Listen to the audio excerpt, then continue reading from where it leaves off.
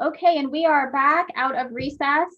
We think we have our technical issues under control. So we are going to go ahead and move into item 3, our facilitated discussion with AJ Crable from the Council of Great City Schools on the 5-year strategic plan goal setting process. Hi, AJ. It's always great to be back with you again. Thank you so much for having me. But first, I just want to do a quick recap of the process. So the board made the decision several months ago that it really wanted to take some time to look at how are we intentionally engaging with the vision and values of our community? How are we making that part of our work? How are we holding our administration accountable for being in pursuit of the vision while honoring the community's values? And what are the changes we need to make as a board operationally to make sure that we're honoring that work to which we've been selected on behalf of our community? What has happened since the board made the decision to join this path was the board went out to the community and had a series of conversations and said, here's some of the ideas that we have around what it means to be focused on the vision and around goal setting. And here's some of the ideas we have around what it means to be focused on the values and guardrail setting. And really listening for the community's reaction to some of these ideas and what's working, what's not working, and also some reflection from community members and stakeholders relative to the proposed portrait of a graduate. All of these conversations have taken place under the leadership of board members, guiding the conversation, taking the notes, and turning those in. And all of that has been added into a document that staff has put together. And just special shout out to Misty for all the hard work you've done on behalf of the staff to get that summary document together.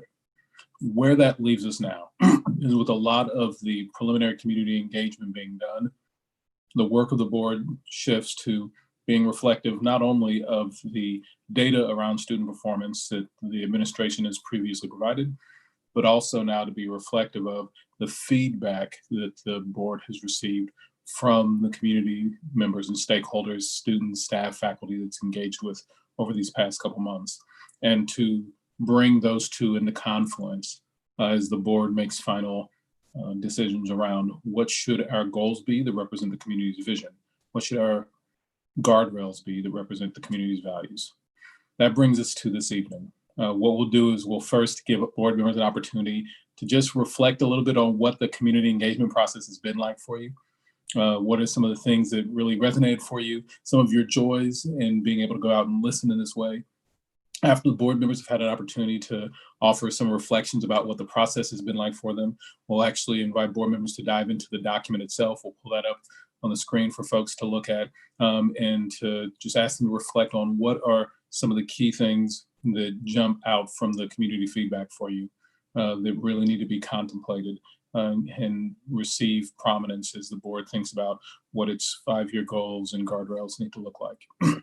Then after we've had some conversation about the document itself, then we'll move into a brainstorming session. We've actually done this before, but when we did it before, it was for practice. Now we take it a little more seriously because we have both the data from staff and the feedback from community to rely on. And so our work then is to begin to actually put pen to paper and try to narrow the field on what are the things that we want to most be focused on over the next 5 years.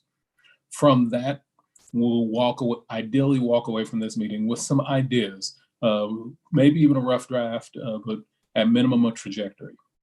In a subsequent meeting, certainly not this evening, in a subsequent meeting, the board will then come back together to make a final decision around, okay, this is what we're going to adopt as our set of goals for the next 5 years, how we hold ourselves accountable to staying focused on what's possible for students, but also how we hold our administration accountable for actually creating progress, putting points on the board for our young people. But all of that happens in another meeting. Tonight's job isn't to make a final decision. Tonight's job is to reflect on the feedback that you've received from constituents and to put rough drafts in place that can lead to the next step of actually adopting a set of goals and guardrails to move forward with. So with that as a quick recap of where in the process we've been, where we are, and then an understanding about where we'll be going next, I want to open the floor to board members. You've been out doing your job of representing the vision and values of the community. And the first element of that job is simply to listen. Board members, how's that process been like for you?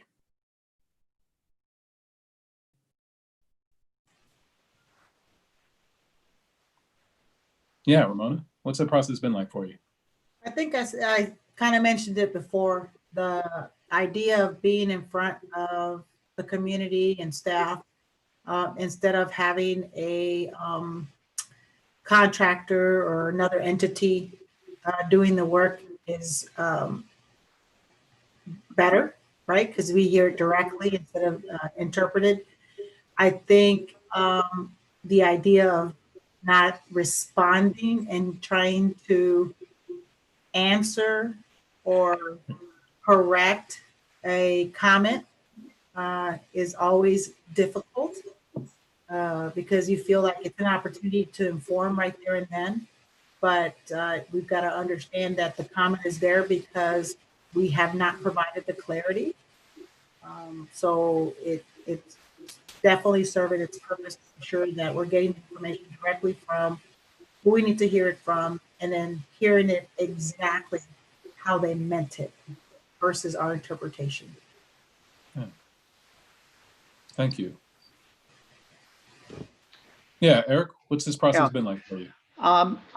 It's been a very good process. For me, I enjoy talking with people, and I tend to listen lots more than I talk. And it's been good in that way. Find also often the silence. Some people just feel compelled to fill the gap, and you know, they'll start talking and really relate some things that are important to them, and that's been really good. I think that while folks have sometimes gone off topic, it really isn't off topic to hear their thoughts about the schools and to figure out how best to incorporate that into what we're doing. So I think that's all worked well. Even on those occasions where we had sessions with very, very few, you know, they've really been great, and amazing how quickly that time goes. Yeah, Jennifer? I agree with what's been said. I found it just really refreshing to go out and to listen. I feel like in reality, the community and us as a district are really not that far apart, even though sometimes they think that. I heard a lot of common themes that it almost didn't matter who you were talking to, whether it be a community group with some parents or, you know, even our staff. Everyone kind of is aligning around some big concepts that I think we have as a district too. I think the most refreshing conversations I had, or listening, I guess, not conversations, but listening, were really with our staff. You know, they were very honest, but they were also honest about their own role within the district and how they could improve or, you know, offer suggestions based on that. So I really appreciated that. It was really kind of, you know, those that participated, it felt more like a team conversation. Like they wanted to see what was in the best interest of the district and kids, and they had ideas and really shared those in an honest way. And so I really appreciated those conversations, I think, the most from our own internal team. Thank you. Any other board members, what's this process like for you?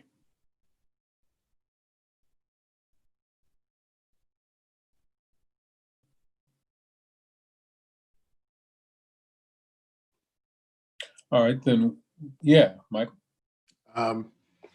I'll much say the same. Revelational from the standpoint of seeing how much at times we tend to be viewed as giants on the hillside, as opposed to like residents, like interested people who represent the same institution. We just do different things. Revelational in terms of learning more about morale, where there are issues with that, and where folks feel like we're making some considerable gains. Revelational in terms of how people feel communicated to or communicated with, whether that's a positive thing or a negative thing. I would definitely say the experience was and has been revelational.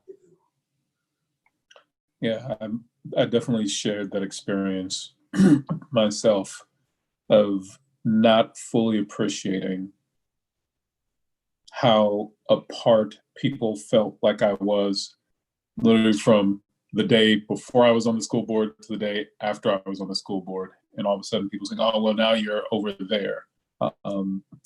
That's part of why, because that is such a common reality, that's part of why it was so important to, one, have you all actually going out and doing the listening yourself, but then also have you all taking the notes yourself, to just try to position you as fully as possible in the role of public servant, rather than person, on a hillside, looking down, over the masses. But how can I really be of service? How can I be clearly an intention in a place of service? So yeah, I've definitely experienced that as well. And Carol, I appreciate your comment in the chat box, agreeing with what's being said, and overall it's been inspiring to get to hear people in this way. I want to move to the document then. And if that could be placed on the screen. I know it was sent out to folks yesterday, I believe, but it really is a summary of what were the main overall themes that were heard, and what are the responses. So it's important that as we go back into the activities, we're going to try to identify what are potential goals, what are potential guardrails, but we do so fully informed by the voice of the community. And so I just want us to walk through that together. And so first, the document offers some main overall themes. And the top three themes that were highlighted in the document are, a focus on student individual success, investment in students and teachers, and then engagements and partnerships. Coming in close behind that in fourth position was this idea of communication. So those are really the four most consistently reoccurring themes that came up in the listening. The board went out and asked a few specific questions and got feedback on those, but a lot of the feedback was focused on the first few questions. What is it the Columbus City School is not yet doing that it should start doing? So this is the idea of where have we not yet begun critical work that we should in fact begin. After that, the board asked the question, okay, so in addition to that, what is it that we're doing that's not working and should be stopped? And so this is really a question around strategic abandonment. Like, what are things that may in fact have been very effective at the time they were adopted? And so this is not to disparage those initiatives or programs or those ideas, but just to recognize that as times shift, things that made sense in October of 2019 may have very little relevance in October of 2020, just because of the circumstances.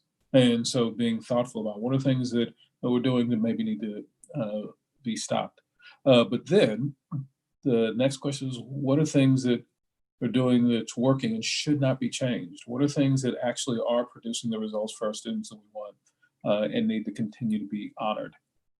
After that, the board then asked two more questions. One around, what areas of the portrait of the graduate statements as proposed are we really already being effective with today as a school system? And then what are the areas of the portrait of the graduate where we're being least effective, where we're least achieving?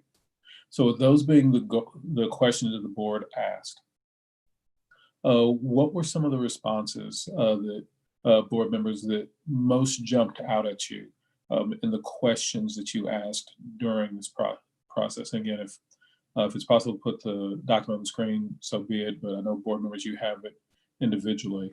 And so as you've gone through that document over the past couple of days, what are some of the responses to those 5 questions that have most jumped out at you that really inform your thinking about what should the board be considering for its goals or guardrails? Who will be the first to share? What's something in the feedback that most jumped out at you?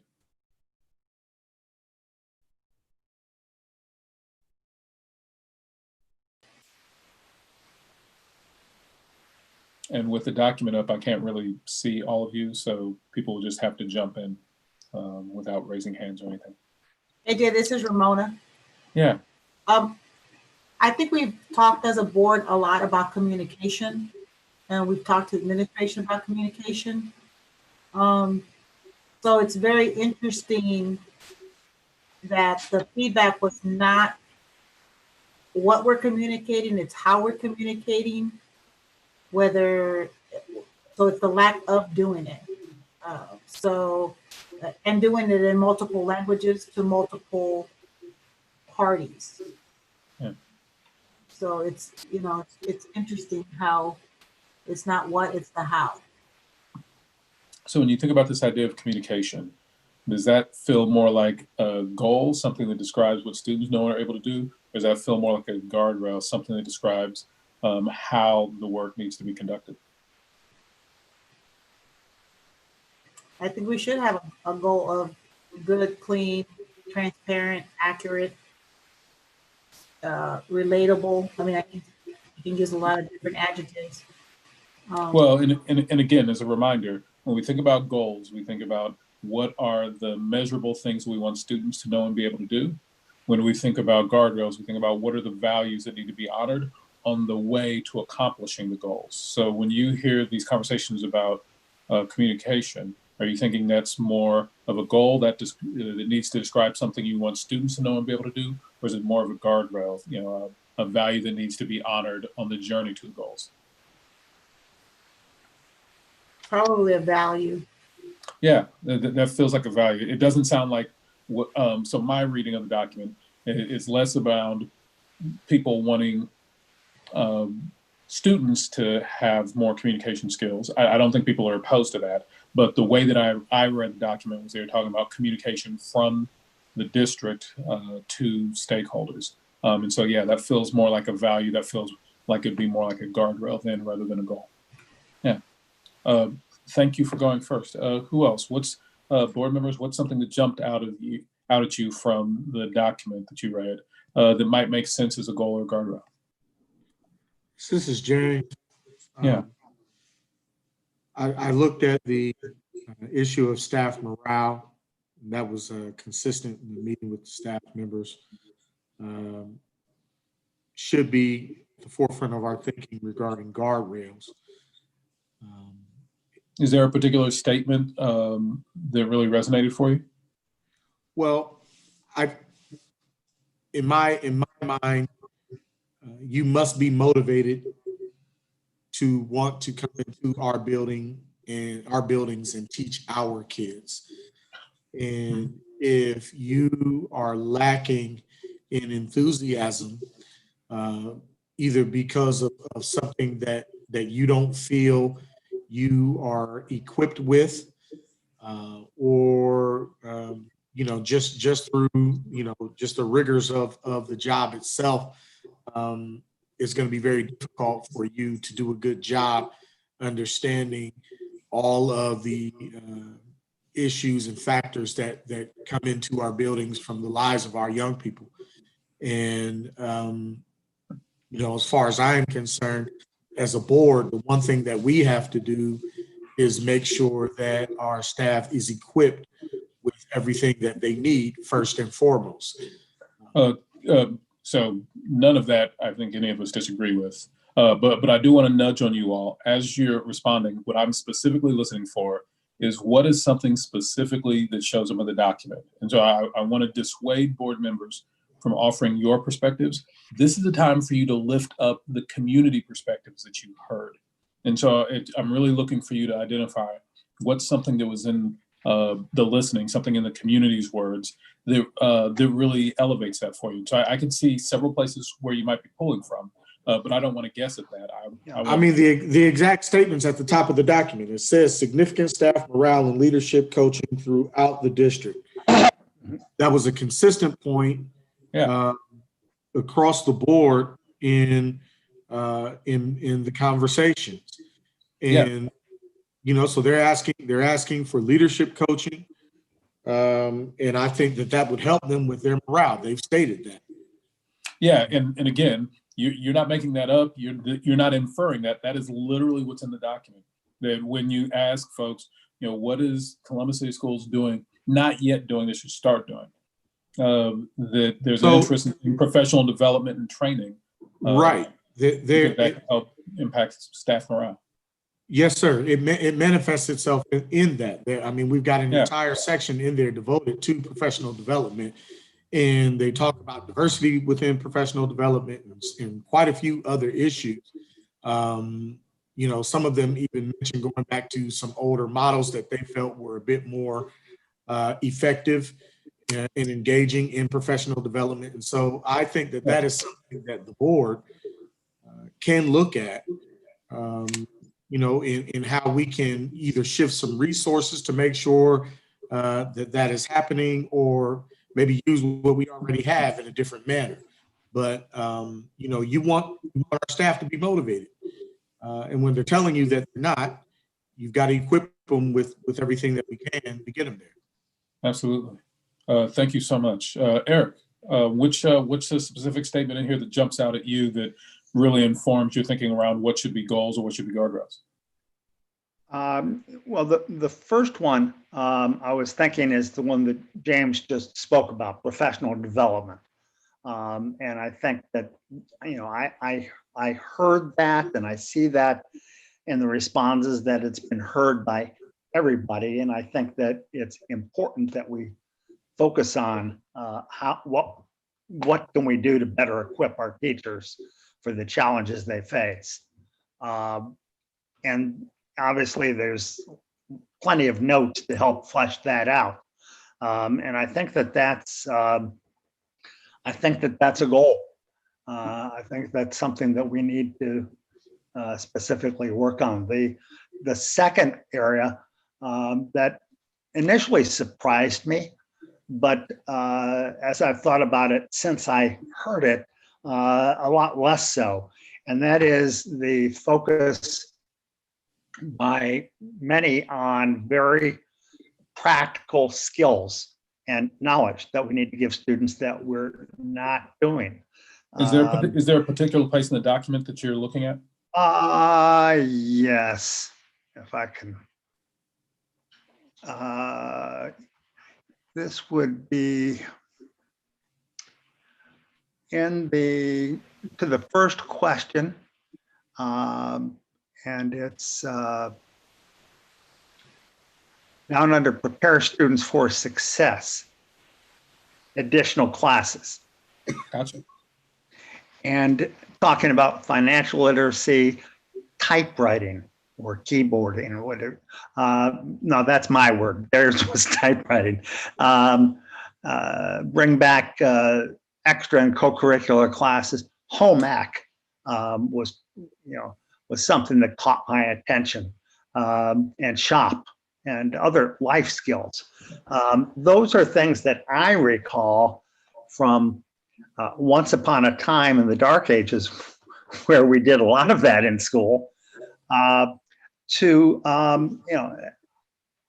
sense that much of that is gone, but that there's a greater need than ever for us playing the role that perhaps parents were able to play for many years, and parents either aren't equipped or don't have the time, or some don't know how to provide their kids with these kinds of life skills, and that we need to start thinking about how to do that better. And I see that as, I guess, as another goal.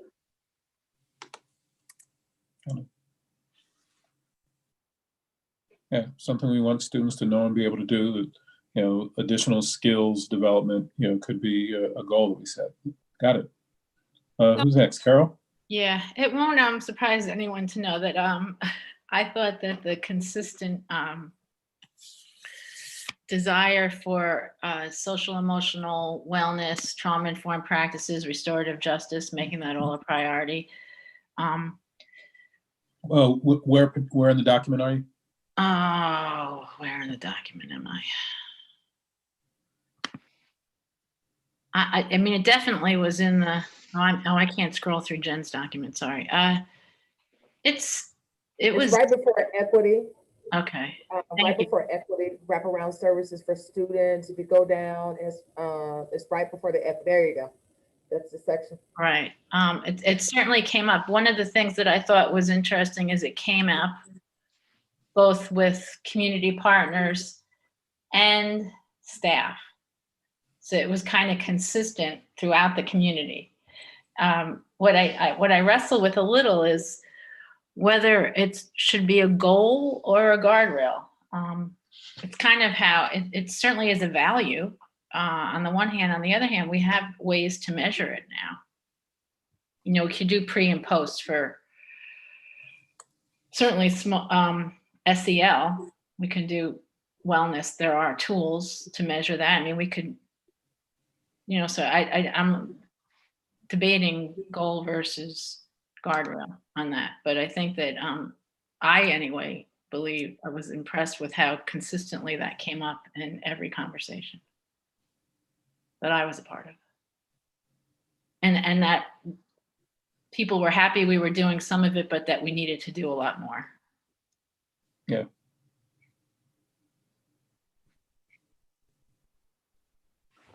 Dr. Pierce, did you want to jump in? Thanks, I appreciate it. So my reflective note is kind of encompassing of all of our top themes, and it's really relational. It's building relationships with our staff, with our families, and with our community. If you're in genuine relationship with someone, you're going to consistently and in a transparent manner communicate with them, meet their needs with professional development, meet their needs in and outside of the classroom, provide them with those wraparound services. So for me, as I engaged with our community, that's what resonated with me. The fact that people want to be in relationship with us. It's far beyond just educating my child. It's building a relationship. And in some cases, that relationship has been like me, an alumni that was a student, and it continues through my children and my engagement in the community. For others, they're figuring out how can they support us, how can they help us, but at the end of the day, it's relationship building. And so that really stuck with me. And I think in terms of our guardrails, that should be a value that really comes to the forefront, building genuine relationships with our community, be it staff, be it students, be it family. We need to focus on relationships.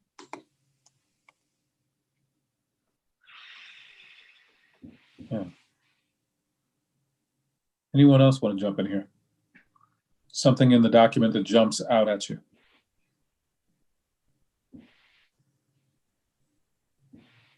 I'll go, AJ. Okay.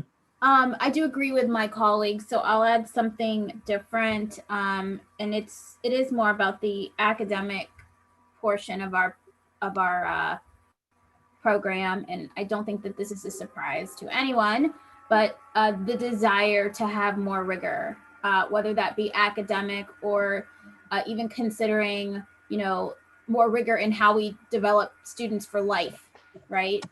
So kind of combining what Board Member Brown was just saying about the classes. But, there was one comment, let's see if I can find it. Maybe someone else knows where it is, more specifically about, and I know Dr. Pierce will agree with this, pushing to the top, not just pushing to average. And I don't remember where it is. It might've been in the equity section somewhere. But those kind of ideas, those were strong from our staff too. The feeling that they knew that they could push the kids and want to push the kids, but that's a different topic. Things getting in the way of that.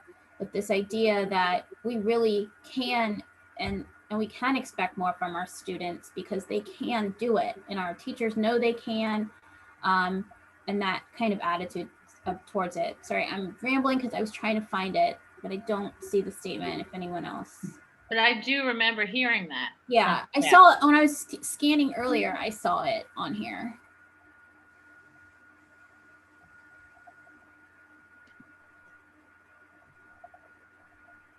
Oh, she's looking for that. Anyone else? Oh, here. Well, that's transcript staff. Right? Oh, you'll find it. Anyone else want to jump in? Anything that jumped out of the document you think is really worth potentially elevating, as a goal, something that describes what we want our students to know or able to do, or as a guardrail, something that describes our values that have to be honored on the journey to accomplishing the goals? Anyone else?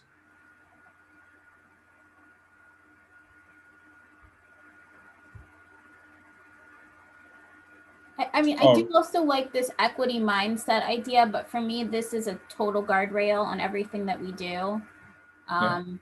So this just folds into everything. And it's a mindset. It's this person really, I thought, said it well. Create an equity mindset from staff to staff, staff to student, student to staff, staff to mission. And community too goes in there. So this whole equity mindset for the entire kind of structure of our system. I do think one thing jumped out at me that I suppose on one level I shouldn't have been surprised at, but there were more than a few staff people, both teachers and principals, who said we're really not meeting the needs of our special education students, and then had lots of examples of it. So I think that that's something we need to make sure we attend to, however we go about this. There was a lot of conversation about culture, focus on cultural responses, hand in hand with equity, focus on cultural responsiveness and equity towards the end before to the graduate. And there was another location where it talked about learning the communities we serve. I forget how it was, having regional representation and learning the communities, the culture of each of the different communities. Are you able to find those statements on your own local document? Yeah, so the first one was under the equity just before the second to the last question, the focus on cultural responsiveness and equity. And where they talk about Dr. Blue. And then the other one,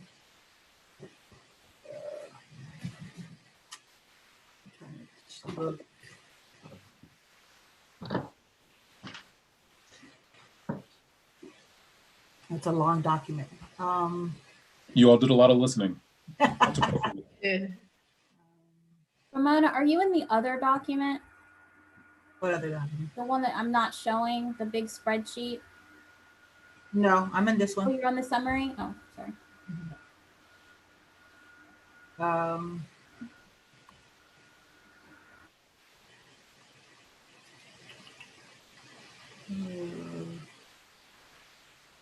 Let's see how quickly I can write. I'm a slow reader. Me too.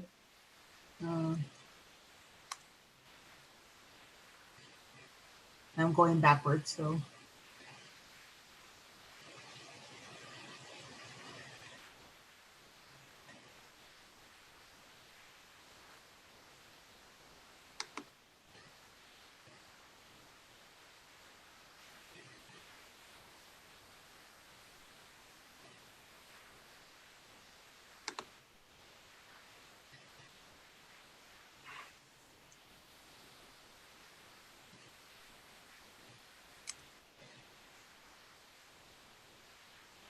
What were you looking for again, Ramona? Was it? That's what they talked about. Us learning the different communities of our students, where our students live. It might have even said school board on it.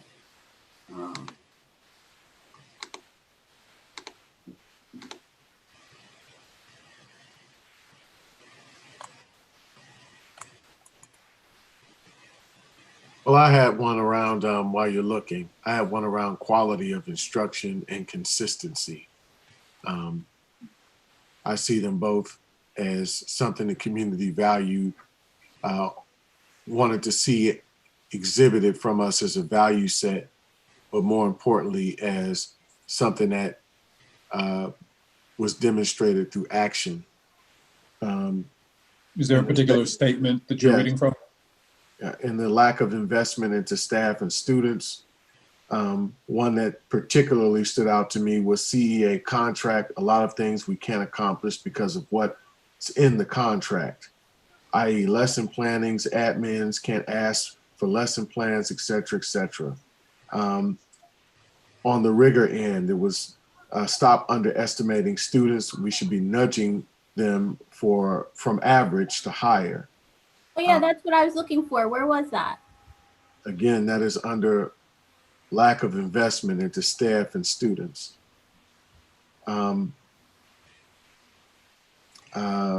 Splitting up teaching staff who improve the test scores. So the idea again of maintaining consistency within buildings instead of taking talented people out of buildings and putting them elsewhere and compromising quite possibly the success of that building. And that's at least how I'm interpreting what that said and how I've heard these things, not only just in these communications, but even throughout the years. Another one was, again, a culture and climate issue with stopping the fear culture. There always seems to be this issue with our staff feeling as if there's going to be some sort of reprisal if you are not, if you're someone who is too outspoken, you're someone who doesn't necessarily exhibit group think behavior. If you're someone who speaks against the perceived establishment or in crowd, professional in crowd of the district, that you are someone who would be in some way punished or attacked or isolated. That was a very popular theme in our discussions. So I see this as multi-level quality, culture and climate, quality of education, and consistency in buildings and classrooms. Well, now having heard from board members, taking a little bit of time to digest the document and share some of the feedback, and again, because you asked people for their time, it's valuable for us to just take a moment and let people know that you're actually using their words, that you're not, just ignoring that and bringing your own opinions, but it's important that they actually see you in a public meeting, looking at their words, digesting their document, their perspective, and using that to fuel your policy making. And so I know it's a little bit awkward to have spent the time to do that, but that's why it's important. People need to know that you were listening and that you were using what they've shared with you. So with that being the case, next I want to then transition to actually putting pencil to paper. We've actually done this activity before, so we'll be doing it again. Last time was practice. Now it's intended to be taken a little more seriously. Could you put the next document on the screen, the first page of the next document? This is just a quick refresher. In previous conversations, we've talked a lot about the goals being a representation of the community's values. And so I just want to put this quick reminder back up so that folks can see exactly what we're talking about. When we talk about goals as a revelation of the community's vision for student outcomes, that those have to be actually about student outcomes, not about what adults are doing, but what it is that students know and are able to do. But they also need to be SMART, specific, measurable, attainable, results focused, time bound. And so to accomplish that, you need to have some clarity around kind of where are we starting at. So if you look at the first example, the first bullet, it says the percentage of kindergarten students who enter kindergarten school ready on a multidimensional assessment will increase from 21% on August 1st, 2019 to 65% by August 1st, 2024. So the starting point here is 21%. We're saying that's where we're starting right now, 21%. What we're trying to get to is 65%. We're starting in August of 19, and we want to get there no later than August of 2024. So we're clear about having a starting point and an ending point, a starting date and an ending date. These are really important elements of our goal setting because they help us actually be able to measure, are we creating something in the lives of our students in reality, not just an opinion, but in some way that we can actually measure. But in addition, in addition to having the starting point, ending point, starting date, ending date, it also has clarity about which population, in this case, we're talking about kindergartners, and clarity around which measurement. In this case, it's just described as a multidimensional assessment. But these are all of the elements that you are welcome to include as part of your goal setting.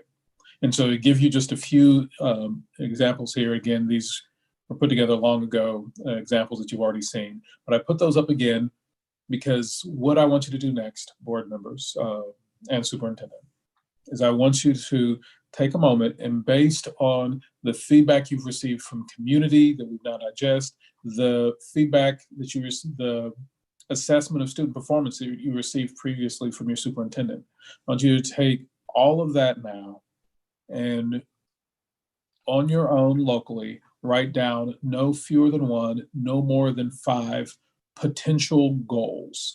Based on what you've heard folks say, what are no fewer than one, no more than 5 potential goals? These are statements that describe what is it our students know are able to do. So we should have more effective teachers is not an example of a goal in this context because that's describing what adults can do, teachers being effective. It's not describing what students know and are able to do. And so go ahead and based on the data you've received from your superintendent and the feedback you've received from your community, we'll take a few moments, go ahead and write down what are some example goals, no fewer than one, no more than 5.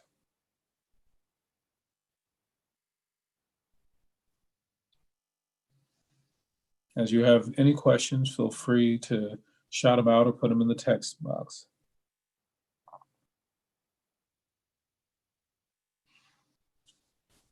No fewer than one, no more than 5 goals that describe what is it that there's a community we want our students to know and be able to do.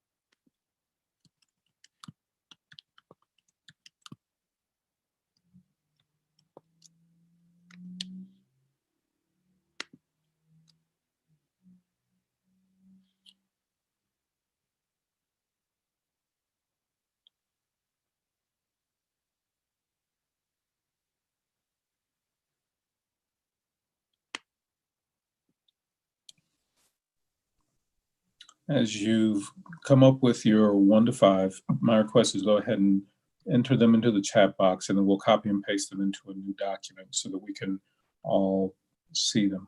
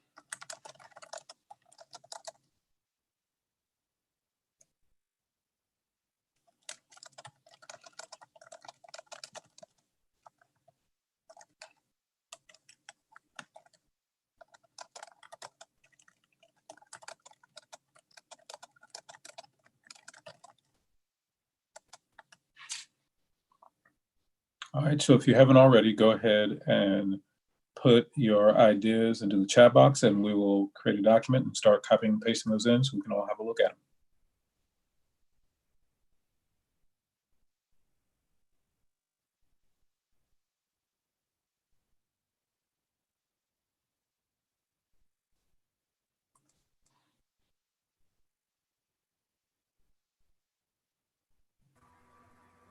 AJ, do you want me to stop sharing this one? Do you want to share? Yeah, let's switch to, if you could close that out and then let Misty share.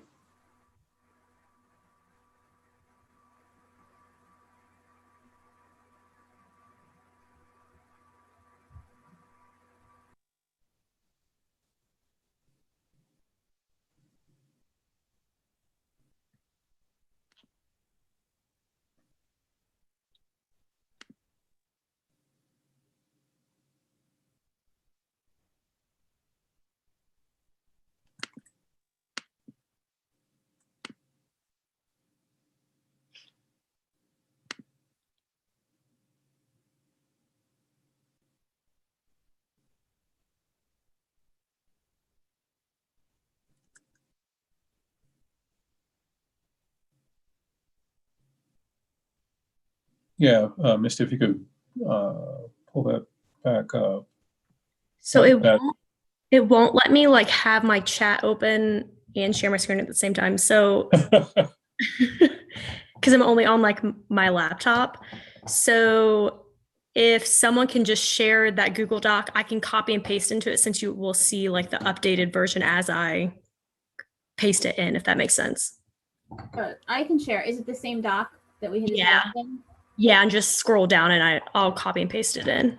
Okay, I will reopen that and reshare it. Sorry about that, Misty. I didn't realize, I didn't know about that limitation. That's odd. Oh, you're fine.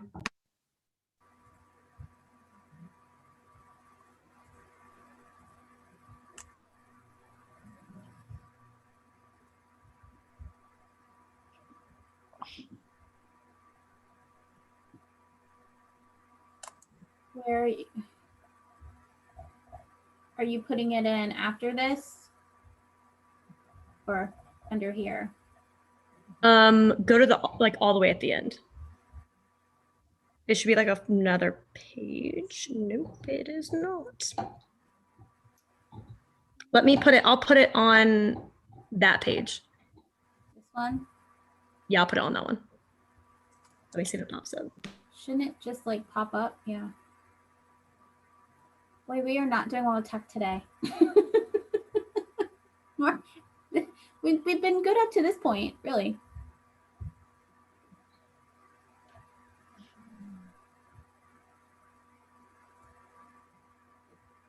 Not work. All right. Misty, if you want to refresh that page right quick, or I'm sorry, Jennifer, if you want to refresh that page right quick.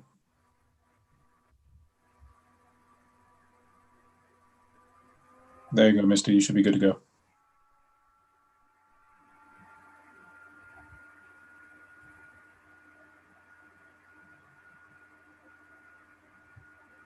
Is it not there? I added it under that bullet point, Oh. and it shows on mine. It's not here.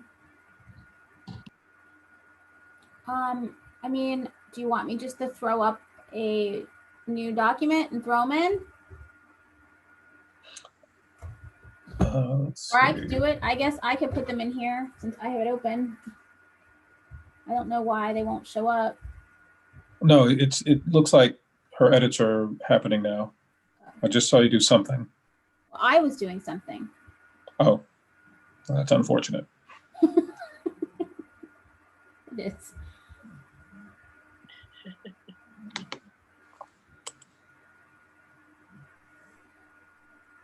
Did you do that? Oh, AJ's typing. All right.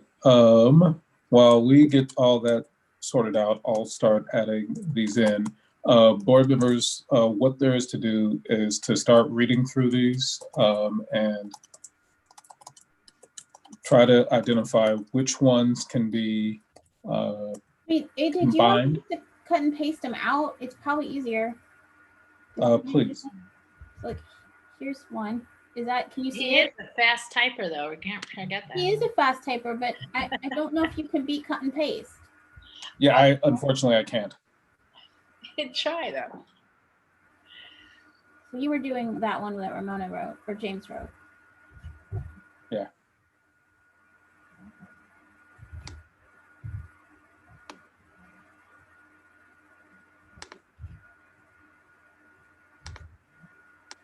Just to be clear, we're doing goals for students, right? So goals are only ever about student outcomes. And we're just doing goals right now. Yes. We'll come back and talk about guardrails in a little bit. All right. But first, what is it that we want our students over a 5-year period? What do we most want our students to know and be able to do? And so now that, board members, are putting together a list of ideas, what we'll do then is start to look through that list. Are there things that can be combined? Are there things that can be ruled out? And try to start the slow march towards some type of consensus here.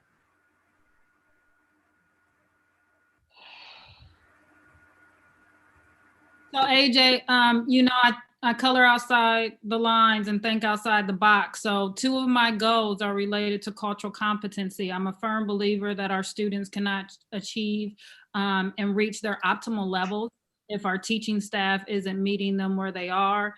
That includes their cultural background, be it race, ethnicity, socioeconomic status, their transgender status. It's a continuum of culture for me. So that's why those additional items are included. To me, the 2 go hand in hand.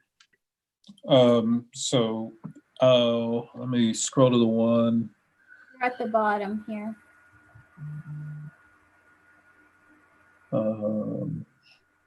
So no, if right now when we're talking about goals, the intention is to only focus on what it is we want our students to know and be able to do, and nothing else. Like the first thing we need to talk about is where are we going, and then second we'll come back and talk about how do we get there. But right now we're just focused on the where are we going. The where we're going, and then I gave you my 2 of how we get there. For me, I process and think that way. So you can keep those in the chat box and then pull those up when you need. And then we'll pull them out later. Yeah. So these these 2 right here go together, Tina. Yeah, those are related to teacher. So you can pull the There's one. this one here from, I think, James. Is that right? Yep, that's right. And I do agree with Tina on that cultural competency piece. Yeah, mine is related to Tina's as well. So I guess pull it and bring it back up later, but it's pretty much along those same lines. So I've got 2 others that do belong here. Oh, there's some more coming in the chat. So what are, as you all are looking at these, what are other ones that could potentially be combined? Oops, that's not good. What are other ones that could potentially be combined?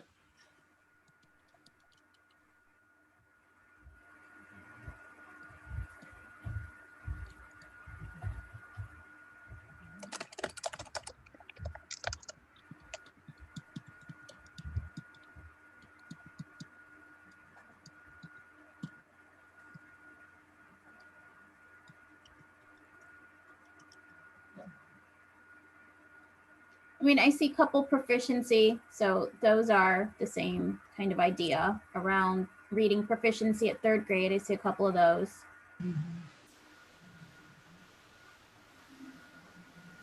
Proficiency, 8th grade. And board members, I shared with you the link so that you can go and look at the document yourself, in addition to seeing it shared on the screen.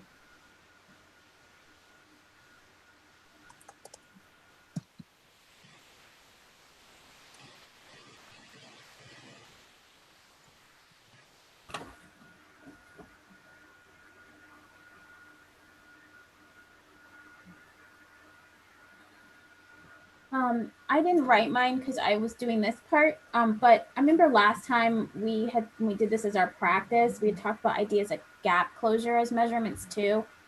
Mm-hmm. So not just proficiency, but gap closure metrics.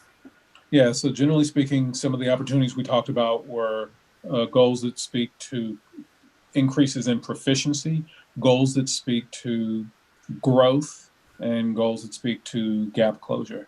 And certainly, goals can be in any of those areas. And Madam Superintendent, certainly you should feel free to be a participant in this conversation. Well, ultimately, the goals obviously are adopted by the board, but that's should be with heavy input and participation from the superintendent in the conversation. So feel free to jump in. Anyone else? What are ones that could be combined? You all are looking through the document. Yeah, and AJ, I'm listening because I'm listening to what the board is sharing, but I'm also being mindful of what was on the list. And so thinking about, when you said, what do we want our students to be able to do? And I'm looking at the list, I'm seeing things like, those life skills that were brought out. So we said we want our students to, be critical thinkers, have global context, financial literacy, be able to have, be able to reflect, communicate, organize. Those are the things that I know would come out of those, the bigger work, right? But those are the things that I want to be mindful too, that because you have the broader goal, like you want to see growth, 20% growth in math, right? But where does financial literacy come in? Because you don't necessarily get to financial literacy by having a goal of increased growth in mathematics. So in some of these things, you have to be really specific. And I know that, and I say financial literacy because I know we've had several community members who've come to the board and talked about how important financial literacy is. And I see it again in one of these documents. And where does that go? And how do we make sure that we're very specific about those things in our overarching goal? And I see it here by the end of 9th grade, someone put it there. So those are the things that I'm looking at. So I'll participate in my mind, thinking about, okay, this is what I see on this document. This is what I hear the board members articulate. If I don't see it here in this document, how do I make sure that I am combining what we are hearing in the overarching goals?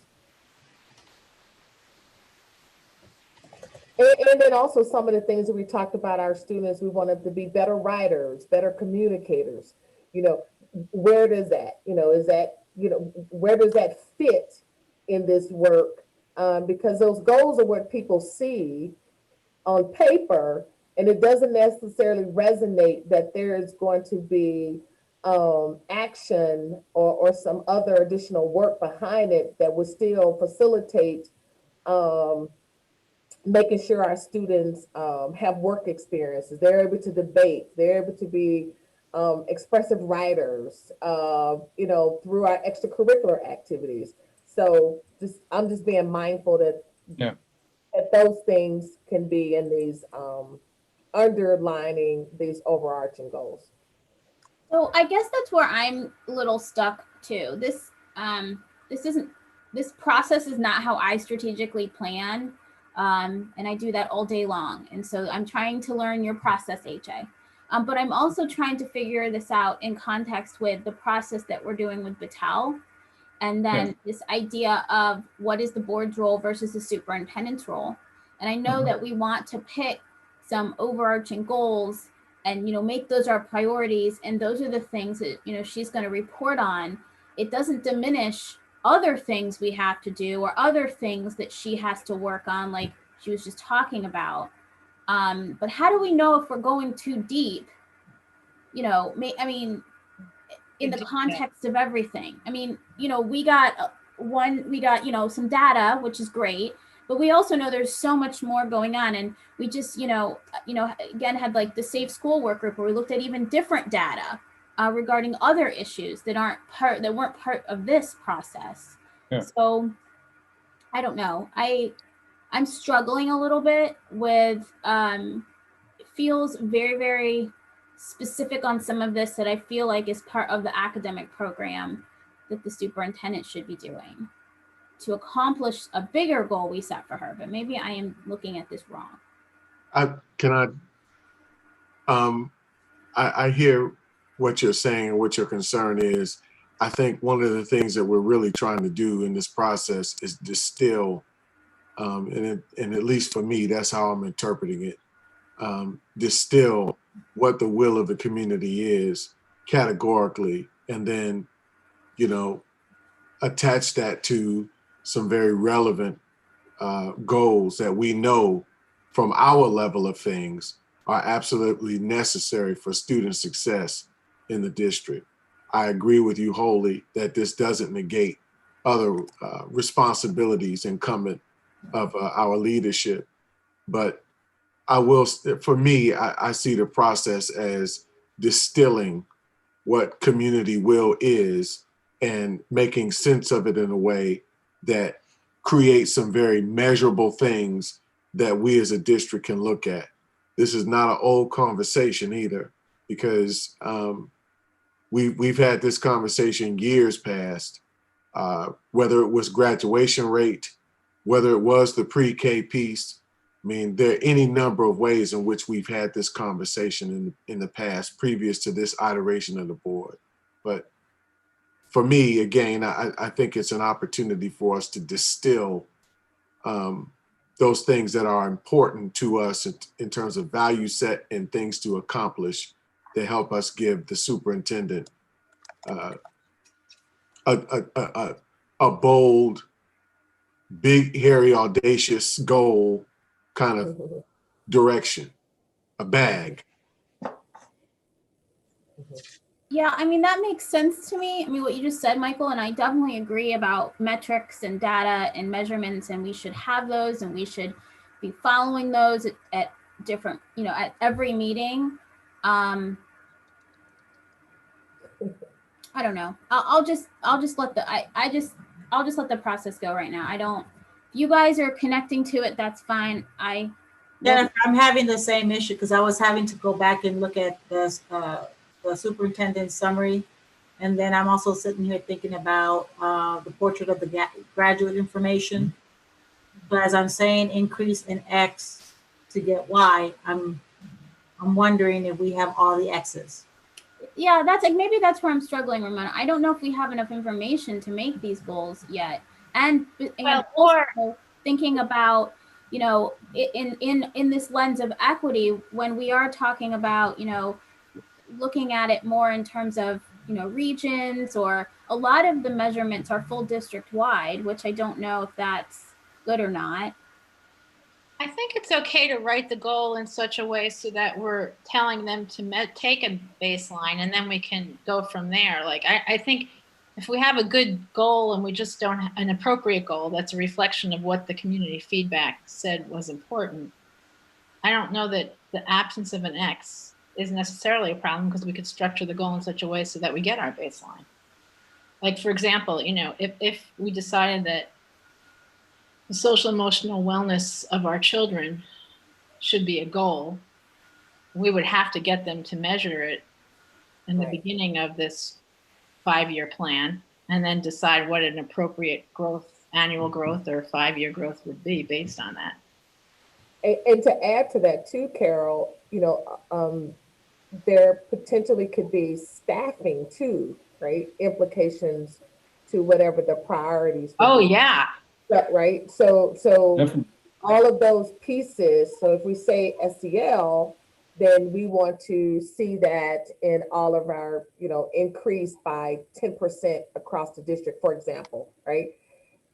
That 10% may equal to 100 staff members. Exactly. In various areas, right? So it goes back to, okay, then how are we going to prioritize that?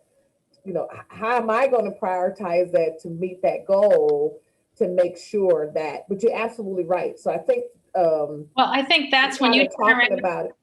You turn around and say to us, okay, that's your goal. This is what I need. These are the resources I need to reach it. Find them for me. Yeah, no, I think that's appropriate. Absolutely. Yes. No, I agree. So I think it's stuff like that as we work through it. It's like, what are those things that are important, non-negotiables, right? And that list of those things. And then, okay, then we need some additional data, perhaps, AJ. Then I bring that data to the board to say, here's your list of 10, for example. Now, Talisa, let's provide the data to see where we are with those things now, and then see where, okay, then based on that data, then where can we go with this? Then, okay, it's realistic that we can see 10%, 5%, you know, increase with these 10 things. And then we go back and we work our plan to see what it will, you know, what would look like and what additional resources that we need. I think that's where you're trying to get us to, right, AJ? To kind of spell those things out, listen to what the community is saying. So to kind of create some ease in the process, this is part of why I started off by saying there won't be any voting tonight. Yeah, right. What we're doing at this point is we're really trying to bring together what have we heard from our superintendent and the data she's provided us, what have we heard from our community and our listenings, and start to surface what are likely things that the community sees and that the data reveals are things that are worthy of the organization focusing its attention on over the next 5-year period. And so what's happening right now is you all are putting up ideas, and then you all are having the conversation about it. And that's exactly what should be happening. It's really, oh, wait a minute, what about this? What about this? What happens next, as I said, is you'll put some ideas together, but then there will be opportunity for the superintendent to come back or for me to come back and, you know, offer some more context. Okay, so you all suggested this. Here's what that might mean in reality. And you all thought that, you know, maybe we could go from this percent to this percent. Here's what we think is doable, you know, given our current, you know, resources. And then you all have to make that decision. A perfect example of that is I was having this exact same conversation with another board last night. And they were just a few steps ahead of you in the goal setting process. But one of the things that they were wondering is, hey, we want to see dramatic increases in 3rd grade literacy. You know, what would that involve? So that's one of the things that they had put out at this phase of the process is they had surfaced this idea of a very aggressive 3rd grade literacy goal, like unbelievably aggressive, like very, very unlikely to attain without radical redesign of their district priorities. And so, you know, the superintendent, you know, we talked through it Like, what would be involved? They said, well, can you make investments just at third grade that will cause this level of improvement in proficiency by the end of third grade? It's like, well, no, you can't. So what would that involve? Okay, well, we'd have to have, probably 24 more teachers district-wide in third grade who are just doing push-in literacy support. But in order to really make that difference by third grade, we need to have the same 24 for our second grade, same 24 for our first grade, same 24 for kindergarten. So we got 100 new staff folks who are just doing push-in literacy support, from kindergarten through third grade. Then we'd have to have a really comprehensive 0 to 5 program, so that we'd have to probably try to see if we can double the amount of our the quality and quantity of seats that we're providing in pre-K. Plus, we need a parents as teachers program before they get to pre-K. Plus, we need a nurse-parent partnership program before they even get to parents as teachers. And so we added all that up. It's like, okay, well, so to have this aggressive of a third grade literacy goal, to really create a system for it that is somewhat reflective of some of the work that we've seen at Harlem Children's Zone, minimum is probably going to take us about $40–50 million a year in the budget to pull that off. And we can do that. Realistically, where that money comes from is we're going to have a major trimming in the program offerings at the secondary level, because those tend to be fairly expensive. And we're going to have to increase class sizes at high school, by 5 students per class in order to free up the $50 million we need to invest in our 0 to 5 programming and our literacy intensive in early elementary.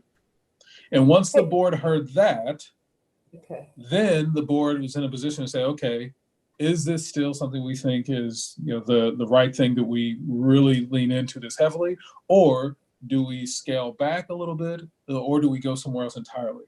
But that's the kind of conversation that this process is intended to inspire. And so if you all are kind of wrestling with those, that's because that's exactly what you're supposed to be wrestling with right now.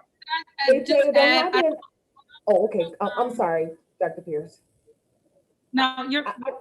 I was thinking about, okay, when we go back and look at the portrait, right? So, and we think about, here's 6 attributes that we're saying that every graduate from Columbus City Schools will possess these skills, right?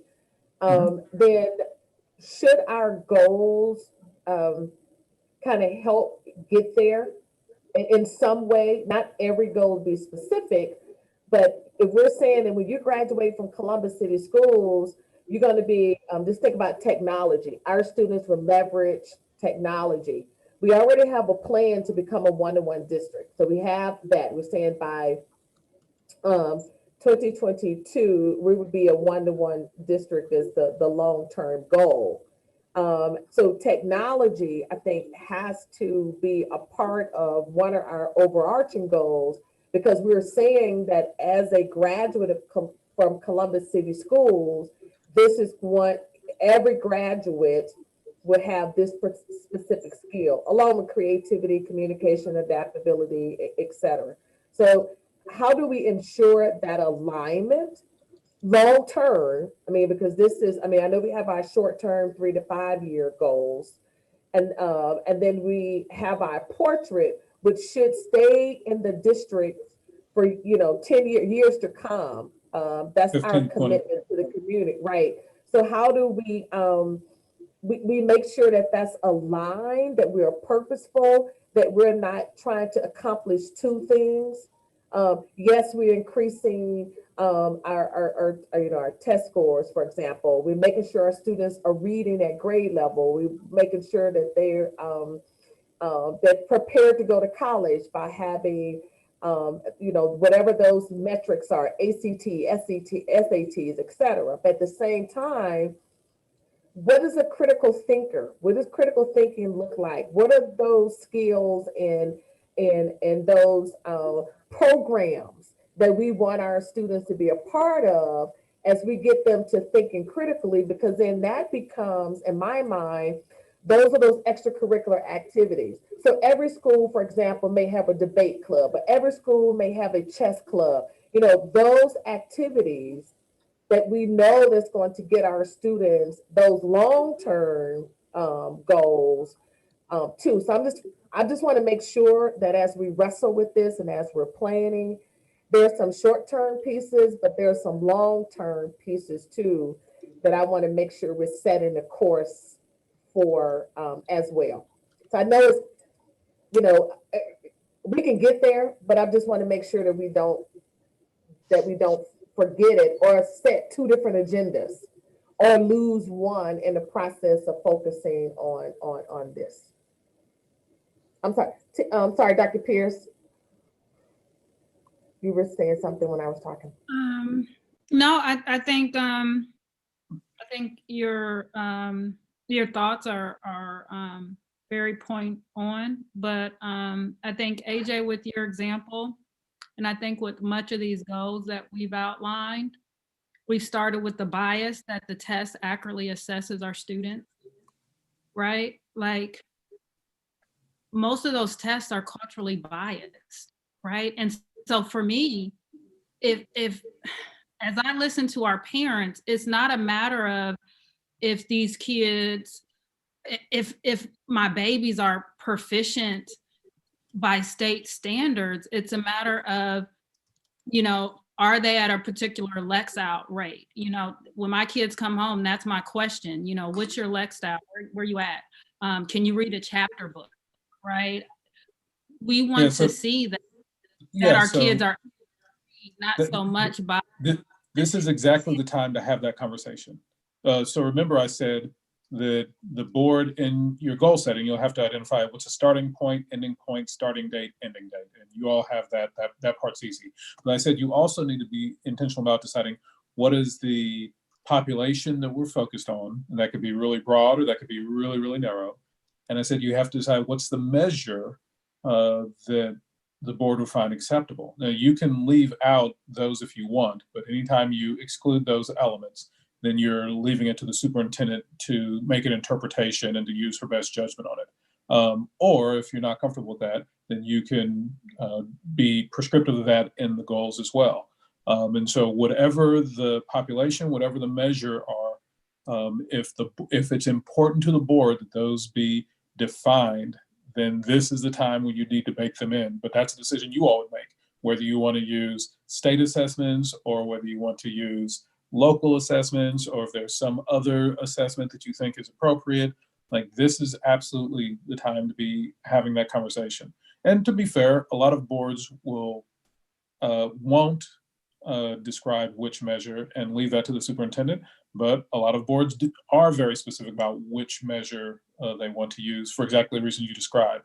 This is the time to be having those conversations. So if you have a recommendation, now is the time to be recommending what is it you think should be inserted in place of what you see that is currently written. And then I would just add to that, I support President Adair's thought process. So I think maybe we think very strategically differently. I do strategic planning as well all day, and so I'm of the perspective, I'm in agreement with her. We need to be looking at these broader based goals that actually have the potential to have impact at the pre-K level, at the K through 5 level, at the 6 through 8 level, and then at the 9 through 12 level, and even beyond that, right? Because we want our students to have a love for learning after they leave our building. I mean, that's the key objective, that we teach you not what to think, but we teach you how to go find the answers, right? So we want them to keep that love of learning. And so I agree with President Adair that we need to kind of look from a larger perspective as well. AJ, can I ask something? I know one of the things that I really like that you have done since you've been with us is that you've really been pushing our thinking, right? And you've been pushing us, I think, to disrupt the status quo, to just come up with something totally different that is really specific to us in many ways within certain frameworks. But I think you've been doing a good job pushing. Perhaps this is the time to push even further, right? To go back to what Dr. Pierce just stated and what Jennifer stated, everyone, what is it that we really want? That's what we ask the community. about this whole portrait. And this is how we came up with these 6 attributes. So what do we need to disrupt in order to get us there? And it may be something very different that we've not done before, right? There can be some things that we continue to measure, and maybe because they're compliant pieces, because the state says we have to measure it, or but can we push for some things that are so specific to coming to Columbus City Schools that people know when you come to Columbus City Schools, goes back to your guards and your values and guardrails, and say this is so important to Columbus City Schools that we're going to make sure that every kid have this experience, and we're going to measure it. And we're going to make sure that every superintendent from Talisa to 100 years later, it makes sure that this has happened, because this is important to our organization and I think that's where you're trying to get us to, because this is so important to our organization and preparing our kids for what we believe that our kids in Columbus should be prepared for. That's that whole work of a portrait. So now how do we get there? And what are those things we want to see? With that whole quote, you inspect what you expect. So what are those things that we expect and we want to see it? And there's non-negotiable, not the things that we measure because we have to, but those things that is important to this organization. And those things are important to us. We're going to take a deeper dive, because we're looking very intentional for those things from pre-K, from someone said, that goes back to that story where you're in Massillon, Ohio, you're born and you get a football. So someone stated at one of our meetings, say every baby should maybe get a CCS something. So when you come to our preschool till you graduate, what is very specific about our experience that we want to make sure happens? And perhaps it starts there, and then we build it from that, because we know some other skills. We're going to be showing how our students are getting close to graduation. We know that. We know we're going to be showing our growth we're reading, because we have to measure. I mean, those things are being measured. We can use a different tool to do it, but we want to make sure that our students are reading by 3rd grade, or we say we want to read by 2nd grade. So I think, and that's where you're trying to maybe push us to some of that thinking. And maybe not. I don't want to put the words in my mouth. Well, no, and to follow up on that, and Talisa, you said this, I don't know, last May now, maybe a year ago May, like, just because we're doing better on the report card, we're not going to chase after that report card. We're going to decide what we want. Mm-hmm. And if we're really thoughtful about these goals and really get them right, the other stuff will take care of itself. Yes. Yeah. And so that's why I was thinking I'm leaning toward SEL being a goal, because it ties into global empathy, which is one of the competencies. Mm-hmm. And so there's an alignment there. And also, the more healthier we can get our students on a social emotional basis, the better the grades will be. Right. So for example, with global empathy, we have a partnership with Columbus Zoo, that we're taking a grade of students to the zoo for that experience, right? So they understand what it means to have empathy, because our kids may not have. So I think there's a little bit of both. And I think also technology, which was one of the competencies, which was also something that was a pretty high hitter. I don't know if it was the top 4. Yes, right.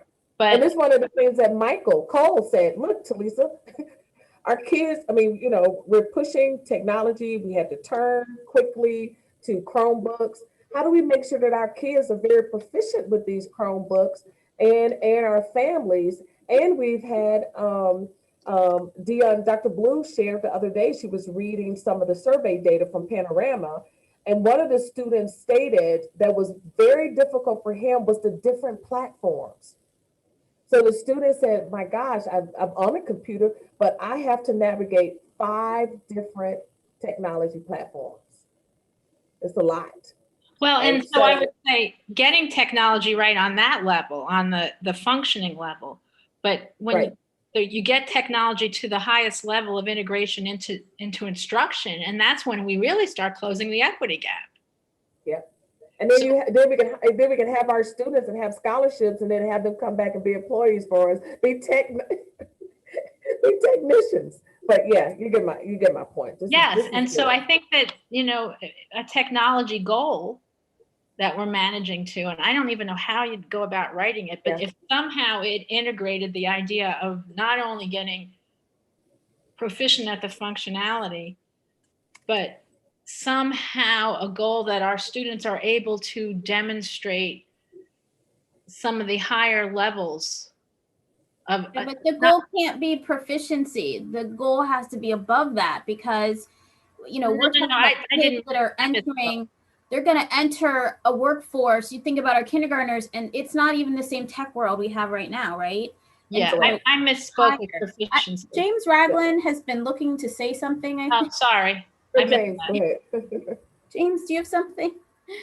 Yeah, thank you. I look at all of this a little bit different. I think we're falling into a trap of trying to solve the problem tonight.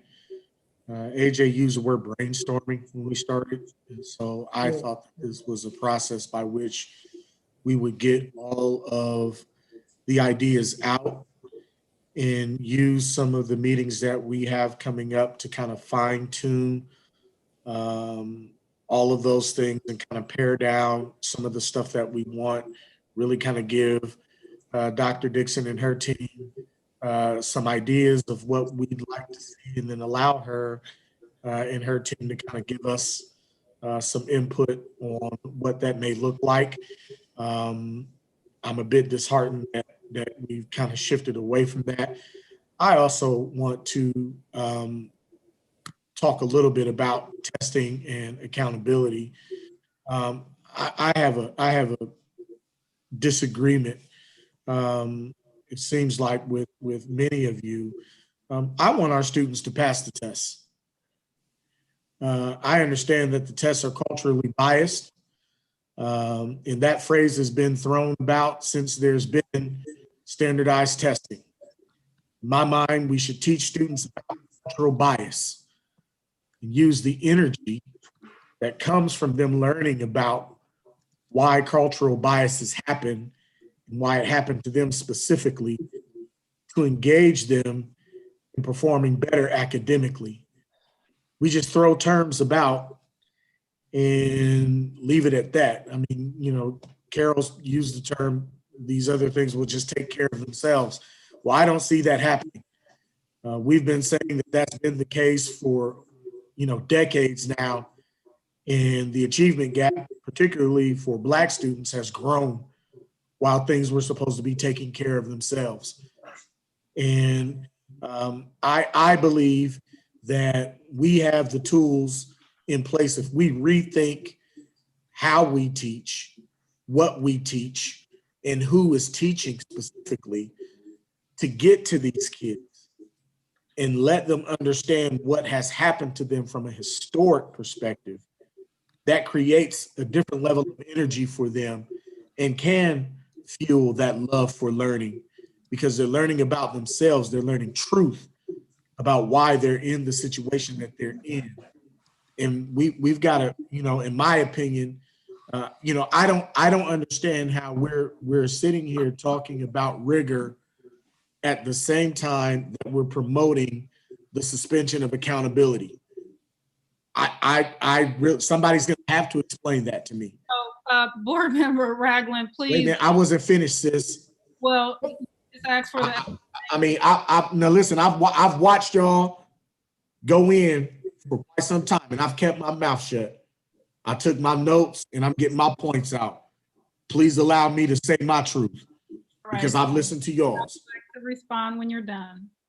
Thank you, sis. You're welcome, bruh. From my perspective, I think we've got a different approach that we've got to engage with our students. They've got to learn more about themselves, and then we've got to build in the academic programs with that. there's energy that needs to be created. But there are some things, and you mentioned it before, and so did I, Dr. Pearson. I guess we're going to talk about that a little bit later on. But who is teaching our children is important. What they are learning about themselves is important. Talking to them about the cultural bias that does exist on standardized testing is important. And so we've got to really, in my mind, and this is just my mind, feel free to disagree, and I'm sure you are, but in my mind, that is the different approach that has not been tried that I think will lead to student achievement for our kids. I'm sorry, Dr. Pierce, please go in on me. You good? Ain't no, look, this is all family right here. So the disagreement, I think you have incorrectly said that we don't want our students to pass, and nobody is saying that. Everyone wants our students to achieve.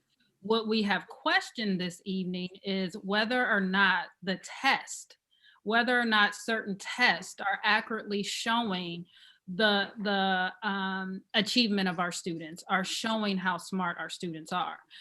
If you look, the fact that we put those goals underneath teachers, and mine were all related to cultural competency, we're in alignment. So the thing that I disagree with you about is no one tonight has said we don't want our children to pass those tests, to be beyond proficient on those tests. We all want that. The question is, are those tests accurate measures of our students' proficiency? And if we agree and determine that they are accurate assessments of that proficiency, then full steams ahead. Let's come up with these goals that focus on how to get them there and get it done. But again, as AJ has said, this is the type of conversation we need to have. This is around that value. Is the test, the accurate measure that we want our superintendent to shoot for? My only response to that is that we aren't the determining factor in that, right? In my opinion, the as much as, and I've heard it from this board table, there are people that sit around this table that don't want state testing at all. And that's just fact. And I get that. I understand all of that. However, we are the ones to determine whether or not our students are going to have to face those tests and pass them. And so for us to provide a different data set, sure. Hey, listen, let's measure our students in whatever set of measurement that Dr. Dixon feels is necessary for our students, for us to do internally. I'm not disagreeing with you at all. But what I am saying is there are districts in this state that do pass the state test. And as far as the law is concerned, our students have to meet those measurements. And so, saying that we don't like it isn't going to help our young people. We've got to show them what they need to do to make it happen, to get the job done. And so there's some different things that we've got to approach. There's a different way that we've got to approach it. A lot of the stuff that I've heard in here tonight, I've heard over 20 years with this board and others. I've heard it and it hasn't happened. And we're regurgitating the same thing. And so in order to do something, to get different results, we got to try and do something different. That's all I'm saying. The state test isn't going away. So by God, let's get our students prepared and equipped to go after it and attack it. Let's stop making them scared of it. Let's stop making them scared of it. Let's teach them. Let's make sure they're able to get in there. Hold on. If I understand you both, I think what I'm hearing is that we need to do both, that you're both right. The tests that exist, we have to make sure our students pass and do well. But we can also try to change what those tests are and what they test, whether that's going to the state legislature or the feds or something else. We can work on changing the nature of the test, but so long as they exist, we better prepare our kids to pass those things. And so hold on, I want to interject. So I think what I definitely am hearing is that students having a requisite set of knowledges and skills is something everybody is agreement with. I think everyone is agreement with. None of y'all have a vote on whether or not there's a state assessment or whether it's going to be administered. And so that is beyond, the purview of this conversation, only for the reason that you have zero control over that. What you do have control over in this conversation is first being clear about what is it we want our students to know and be able to do. And then as a secondary feature, then having a conversation about what's the best way to measure that. And board members can certainly weigh in on that. But part of the reason that we have a superintendent in this conversation is to be listening to all of this and be able to come back and say, okay, so I heard the debate, I heard the conversation. Here's what I think you all are wanting students to know and be able to do. And what she'll probably come back and say, we don't have any other assessment for that other than the state assessment. Or we do have another assessment, and this is what it is. What is often the case is it comes back and says, I hear you all wanting to measure this. There is currently no assessment like that exists in our school system. We went out and researched, and here are two options for that. But to implement either one of these options, here is the additional resource expenditure that would be necessary to bring online a new assessment. And here's how much time it would take, because it likely will have some, just the administration of any assessment is going to take some amount of time away from other instruction that might otherwise be happening. And so I wouldn't get too focused tonight on which assessment. I would get laser focused tonight on what is it that we want our students to know and be able to do 5 years from tonight, when you were sitting at this dais 5 years from now.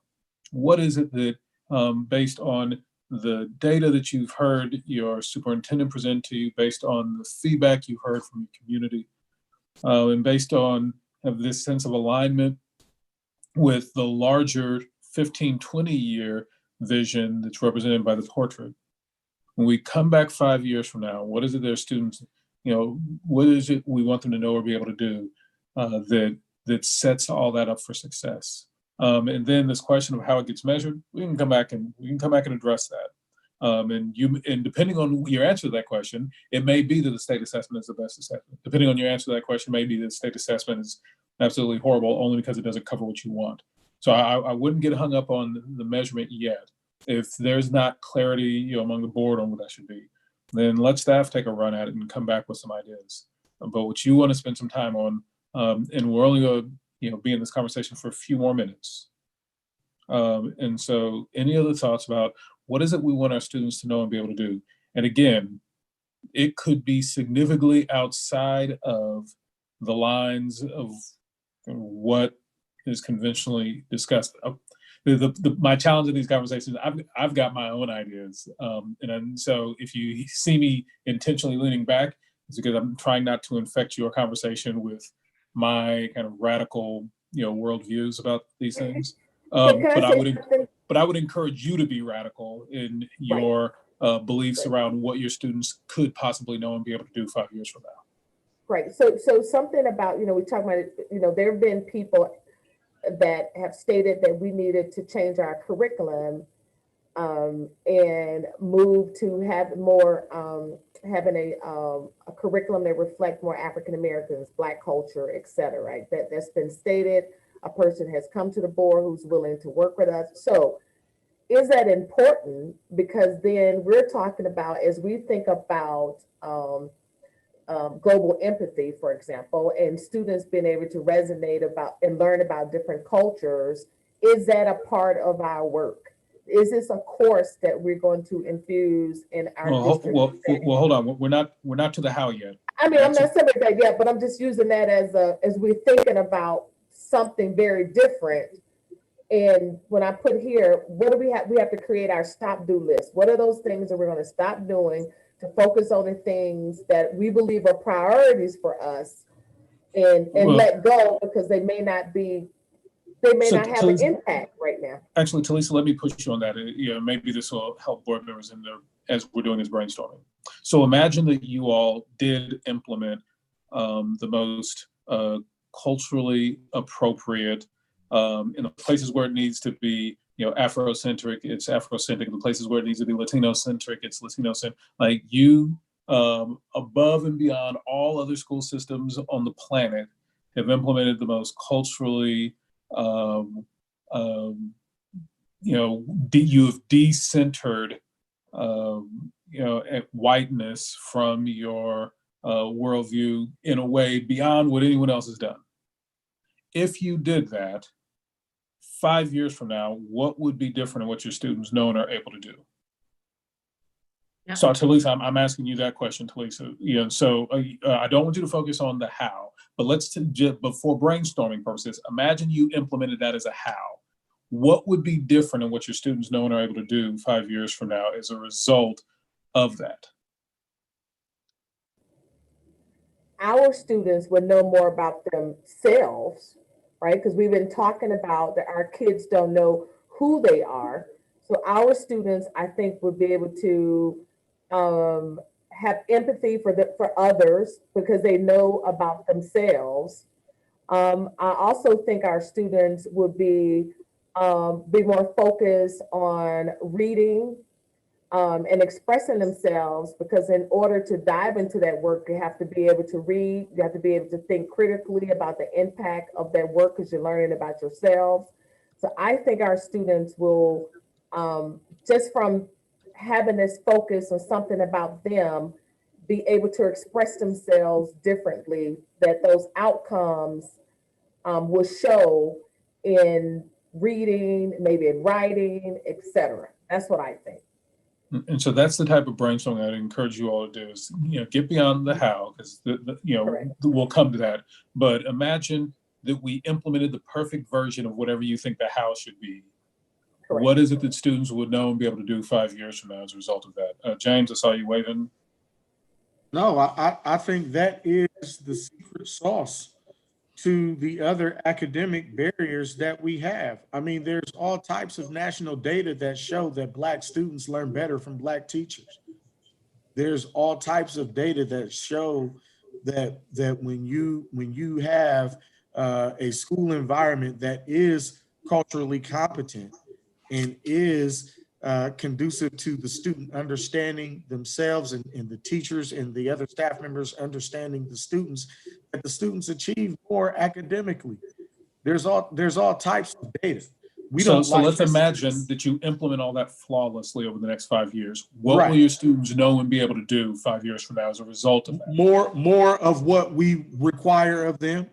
They will be better at passing our state tests. They will learn math. They will learn science. They will learn reading. They will learn everything that they need, because we will have gone a long way towards addressing what has been a systemic issue in not just Columbus City schools, but public education across the country. Our students will know what is necessary. They will be a lot closer towards understanding and achieving on those standardized state tests. We wouldn't be here discussing state tests if our students were passing them, right? And they would go a long way towards doing that if we were to get closer to that perfect world that you described. It helps because our young people are learning from people who know and understand them a lot better than the current culture that we have. And it's not just here, it's all over the country. Dr. Pierce? And then Michael, I want to pick on you because we haven't heard from you in a little bit. So as we're having this discussion and I'm looking at the goals that we have in our Google Doc that we're putting there, we're not even being courageous and thinking outside of the box with that, because we're thinking about our students being proficient, right? So Brother Ragland, like if we really want this to happen, I want my babies to be accelerated and advanced. I don't even want to deal with that proficient category anymore, because I want them to be above that. I want 75% of our students by 2025 to be accelerated or advanced in reading and math on those standardized scores. If we're using the local report card as our standard, again, I want all of our schools to have an A on gap closure, because that shows that you've helped our ELL students understand language better, and they're communicating better, and they're able to critically think. So to me, again, if that's our standard, then let's really challenge ourselves to come up with these larger district-wide goals that are going to trickle down all grade levels. Michael, any thoughts you want to add in here on what it is you want your students to know and be able to do 5 years from now? First of all, I appreciate you guiding us to the end game. What is it that we're looking to have our students achieve? I'm absolutely vehemently, ardently in support of our students exceeding any of the state mandated guardrails that have been established, whether they are the assessments that we have to take, all the things that we're required to do to test the proficiency and abilities of our children scholastically. I'm all for their exceeding those expectations. But I'm also thinking about workforce.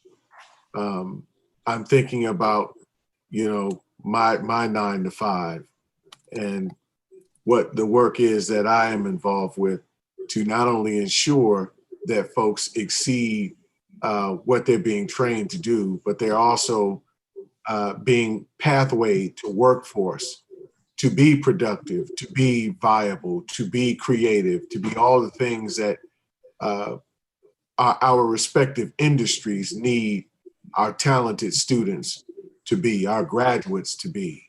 So I'm thinking in terms of workforce readiness. In the state, I'm a part of these very unique conversations where the state is without question headed in that direction. They are. Are we looking to make students not only college ready, but also career ready in information technology, career ready in manufacturing and industry that also is becoming more and more heavily automated? And that goes back to the presentation we'd first seen when we were going over the portrait of a graduate piece with Dr. Dixon and her staff and Battelle for Kids. So for me, it's not just the excellence factor, the exceeding the state requirements and things that many public school districts across the country are put into that box with the key hog-tied and thrown over the Niagara and say, fix it. It's also being ready for workforce and working to ensure that, because we understand that there are so many different endpoints for a young student or any one of our graduates or adult graduates to pathway themselves into, that they're ready for it, that they're ready for it as pre-K students being ushered into our broader system, that they're ready for it as students being ushered into that smaller group of students who become middle school students, and then that group of students that become high school students, and then graduate to a workforce, to a military, to creative exploration in career with entrepreneurship, and of course, workforce in any category that's available out there. That's where I am, workforce. I love to see where we're making a significant effort to ensure that our kids are work ready in relevant ways.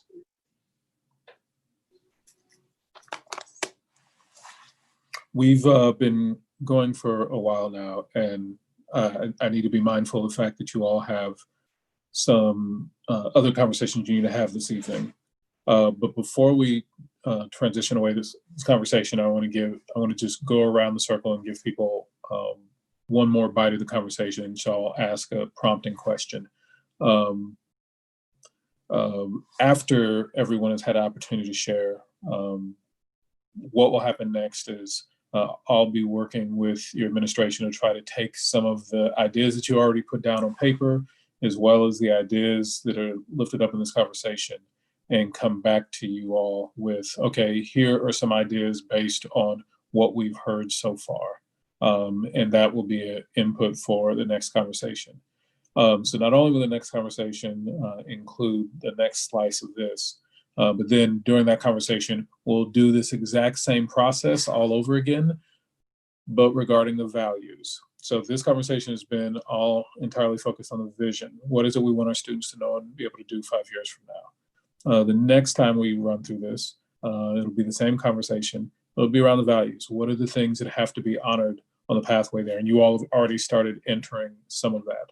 What I'd encourage you to do between now and then is you're welcome to shoot email to myself or Misty with additional ideas that come up that you want included, and we'll take responsibility for keeping all these in a running document so that the brainstorming doesn't stop here. So those are next steps. Before we transition away from this conversation, I just want to come back to each of you one more time. What is one idea that seems completely unattainable as a description of what it is that our students could know or be able to do 5 years from now? It would be incredibly exciting, incredibly breathtaking. Like, you would be completely proud of the work that our students put in and the supports that you as a board offered your students if they knew and were able to do this 5 years from now. Something that seems completely wild, completely unattainable. It's so far out there that you're almost embarrassed even to admit it out loud in a board meeting.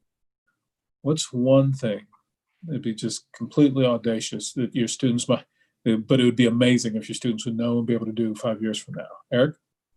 Yeah, I first thing that comes to mind is that I would want 100% of our students, all of our students, to move on past graduation to 4-year colleges and get college degree. Yeah, 100% of our students, leave our doors and go on to get college degrees at 4-year university. Right. And whether they want technical careers or business or armed forces service, whatever it is, they do 4 years of college first. Got it. Who's next? Yeah, Michael. I would also say 100% graduation rate, but I would say us developing us increasing by another 30 or 40%, a pathway or transitioning into industry-ready credential opportunities, something that makes our students relevant to a workforce immediately upon graduation. So that I'll put it like this. This is how I'll put it. That each of our students is able to graduate with an education that immediately provides them an annual income of $45,000 or better a year. That our students are able to graduate high school with some sort of training, credential, experience that merits them an annual income of $45,000 a year or better. Who's next?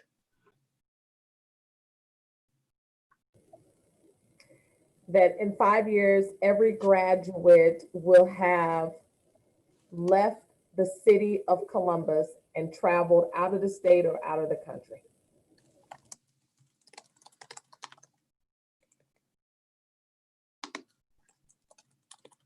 Who's next?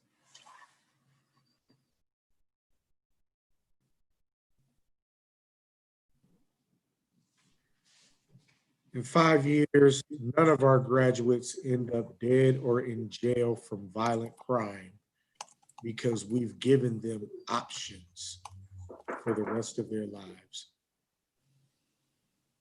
Got it. Who's next? In 5 years, our students at every level will be able Zoom. to demonstrate mastery of technology at the highest level based on their age appropriate. So that, they're sort of seamless with their technology because they're just using it at its highest capacity. Yeah.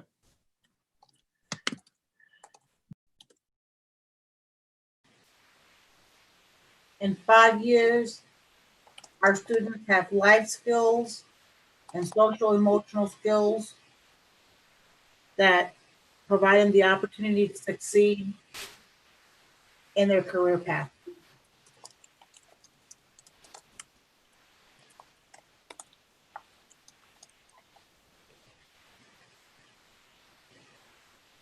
Who are we missing?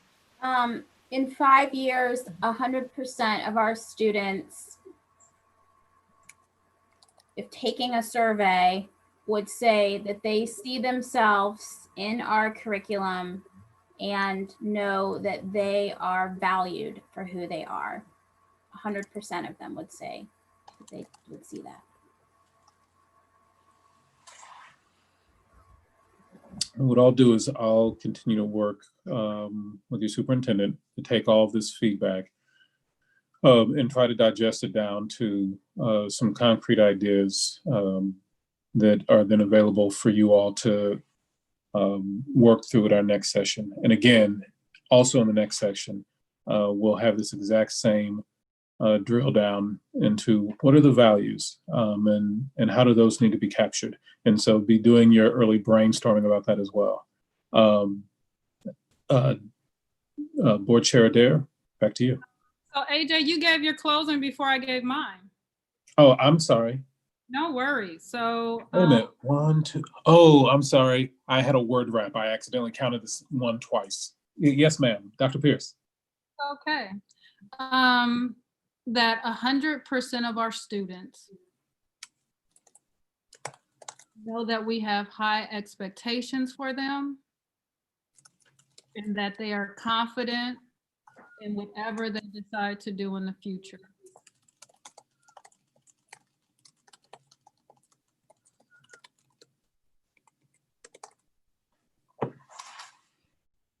Excellent.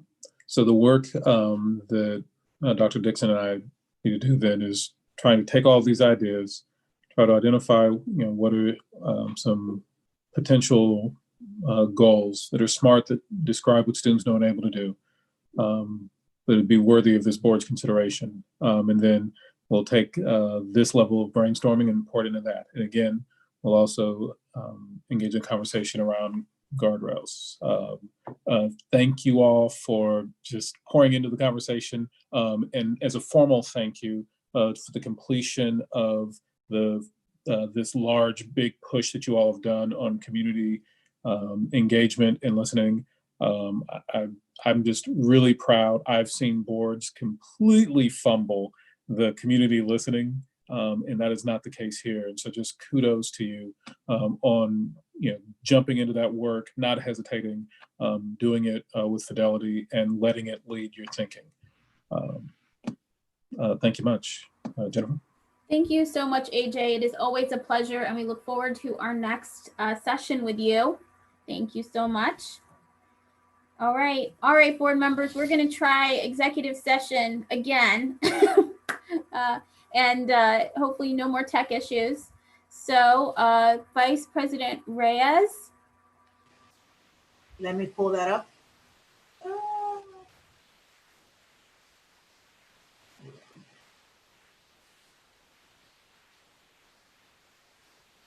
Okay. I move that the Board of Education recess into executive session per section 121.22 G4 of the Ohio Revised Code to prepare for, conduct, or review negotiations or bargaining sessions with public employees concerning their compensation or other terms and conditions of their employment. I second. Thank you. Please call the roll. Mr. Brown? Yes. Mr. Cole? Yes. Dr. Pierce? Yes. Mr. Ragland, Yes. Vice President Reyes, Yes. President Adair, Yes. Ms. Beckerly. Yes.